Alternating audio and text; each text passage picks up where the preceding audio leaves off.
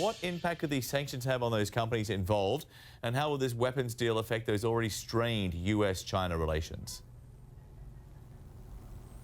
John, it's unclear if these sanctions will have much of an impact if these sanctions are actually implemented in the future. Reuters has reported that the two main companies involved are defense contractors Raytheon and Lockheed Martin, neither of which have very large presences here in China. So how big the impact of those sanctions will be remains unclear. As for the relationship between the U.S. and China, it is a very complicated one, and it has been strained recently. You have issues surrounding cybersecurity. You have issues of China building artificial islands in the South China Sea. And so you can certainly add this issue to the list. That said, this is something that the U.S. and China has dealt with for a very long time now. The U.S. has sold arms to Taiwan for decades, despite Beijing's protests, and the rhetoric surrounding this latest arms deal really is very calm on both sides.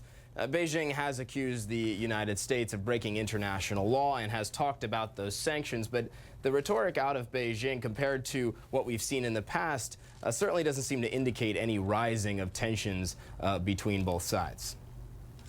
And just finally, what are the nuts and bolts of this deal? What sort of weapons are we actually talking about here?